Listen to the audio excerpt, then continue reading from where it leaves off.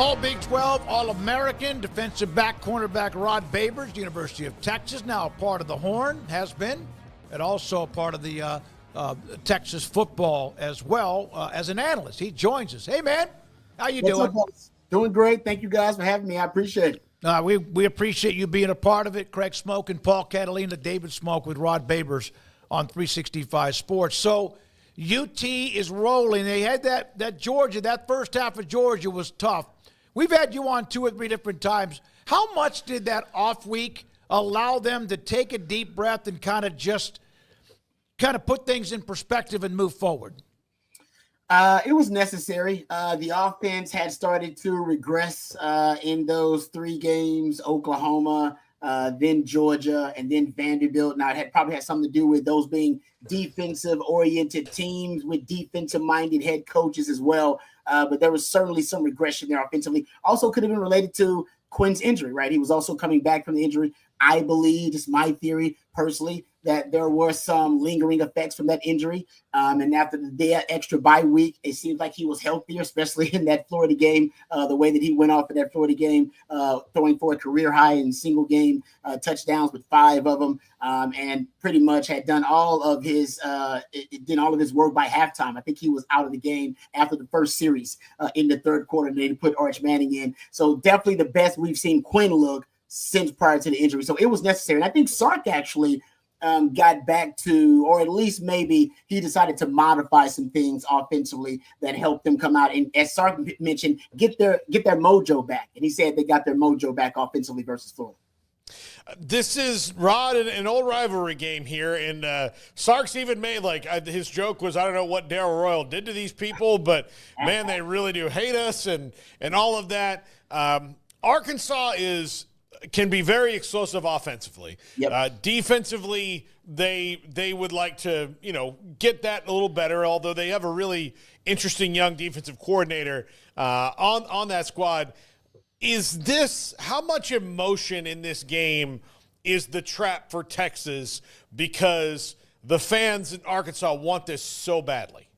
Yeah, and they're coming off, guys, their most embarrassing loss of the season, right? Ole Miss just straight up. I mean, that was an Old Testament, old biblical style butt whipping Ole Miss put on them. So they're coming off of that. So then they had a bye week to stew in that as well. And then coming off the bye week, they'll be as fresh as they've been pretty much since the beginning of the season. There are a couple of guys that was missing, Jaquindon Jackson being one of them. He looks like he's probable on that injury report. I think Braylon Russell, the 250-pound freshman running back they got, just a downhill bowling ball. I believe he was questionable. I think he's going to end up playing too. So I'm with you. The running game for Arkansas to me is something to be concerned about. I looked that up, man. They are one of the most explosive offenses. You said it. How about this, guys? They're top 5 in the country in 10-plus yard plays generated and 20-plus yard plays generated. There's no doubt about it. This is the most explosive offense that this Texas defense has had to face. Now, this is statistically the best defense in the country. Actually, you go look at it, they're the best defense in the country at limiting explosive plays. They've allowed the fewest 10-plus yard plays and 20-plus yard plays on the season, but they haven't done it against a quarterback this dynamic. Sark even admitted today that Taylor Green is the most dangerous quarterback they've played. They haven't had a dual threat quarterback that can present the problems that Taylor Green can. Diego Pavia was a different type of dual threat quarterback. And this young man can throw the football. I mean, he was, if you go look at it, Pro Football Focus has him at top 15 in passing grade of 10-plus yards. He's top 15 in the country. So Taylor Green can throw it, but also a dynamic runner, and they like to hit the edges with him. So combined with the power running game, which Braylon Russell and Jaquindon Jackson present,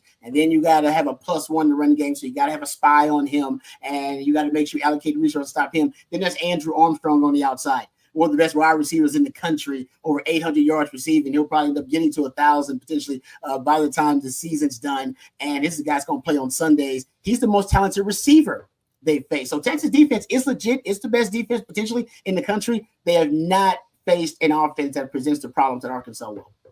Rod, what do you think of some of the national narrative kind of picking apart Texas' schedule at this point? I mean, to me, it's like just keep winning and you're fine, and that's all that really matters. But do you feel like they would have been more tested at this point, or is anything in regards to that surprise you? Is that just Twitter talking?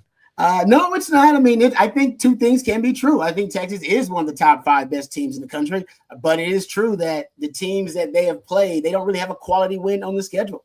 And it's crazy. Usually you face a Michigan, you got Oklahoma, Michigan on the schedule, you got Georgia on the schedule. You know, you got some traditional powerhouses on the schedule you faced. And yet, you know, because those programs are down or have been down, Florida as well, because they're down, you know, Texas isn't getting any national respect for those wins. And I get it. But I'm with you. The late, great Al Davis said it. Just win, baby. Texas keeps winning. We don't even have to entertain the discussion about the strength of schedule. We ain't got to talk about, oh, man, quality wins and quality losses. We ain't got to entertain none of that nonsense right now if you're a Longhorn fan. Just win, baby. But if they lose, and I think they can beat Arkansas and Kentucky, the only game I can see them potentially losing left on the schedule is A&M, and that would be a hell of a game to lose. If they lose, then, yes, you would have to entertain the possibility of teams looking at your, or at least a committee looking at your quality wins and all of that stuff, and whether you have a playoff resume. Right now, I think Texas controls their own fate, and I think right now with Texas, they're fine with that circumstance. For you, if I read this correctly, you would have only faced off against Arkansas once, right? Was it like your redshirt freshman year? I know it's a bad memory looking at that score, but because of the fact that they haven't played a ton, like what is your kind of hatred level, if you will, or your rivalry spirit when it comes to Arkansas? Because obviously that's about to take off in a major way starting with this weekend. Yeah, that's a good question. We were just talking about that. You know, I wasn't raised on the Arkansas rivalry, right? When Matt Brown was recruiting me, he would say, "Hey, we got to beat Oklahoma, and we got to beat Texas A&M. You got to beat them both." Right? That was part of his sales pitch, part of his recruiting pitch. And even when you didn't play A&M after they left and went to the SEC, that's an in-state rivalry. Hell, half the time, most of the guys that are committed to Texas, they took a recruiting trip to A&M. Right, A&M and Texas were my two final schools. So even if we didn't play, there was still a connection, right? There's still that connection that makes it personal. And for Arkansas, the young generation didn't have that. I didn't have it. So that's my theory as to why most of the time, since they have not been in conference together, that Arkansas has a little bit of the emotional edge, because for them, it is still fresh. And for them, their hatred is real. It is palpable. They wake up with it still every day, even though they weren't in the same conference with Texas. And I think for Texas, they had, in their mind, moved on. And when 99, when we played them in the Cotton Bowl, I mean, that's what happened to us. They rode that emotion. They were on an emotional high, I think, early on. Happened to Charlie Strong, right? Remember the borderline erotic game where Brett Miller comes out and says, oh, beating Texas is borderline erotic. And for Arkansas fans, it is. And Sark understood it too in 2021. He went down there into a hornet's nest and got that Old Testament style butt whipping. And I think he understood. I'm grateful for that butt whipping now, because I'm glad Sark now understands the assignment. And there were 11 guys that are on this team now that were on that team then. 9 of them were starters. That's important. And it's important that he's at 11 a.m. That also helps. But they don't have to with the vitriol and the angst. And it's real, guys. I compare, we all watch the Star Wars films, right? And you got the dark side of the force and you got the light side of the force, right? The good side of the force. Well, Arkansas uses the dark side of the force, I think, as well as anybody, right? And that's directed at Texas. And it's all about the hatred they have. They're able to bottle it up, and they're able to replicate it, and they're able to weaponize it. And for Texas, I don't think Texas had that same angst and vitriol and hatred for Arkansas. I remember talking to Craig Way about it, because he's a good friend of mine, and I used to work with Craig Way. And he tells a story that he was one day when he was calling the game out there at Arkansas in Fayetteville, he's walking along, and he's walking with some friends of his, and then some guy recognizes him and says, "Hey, I think that's Craig Way." And Craig thinks, oh, it's a fan, obviously. Let me go say something to the fan. Let me go holler at him. I'm not rude that way.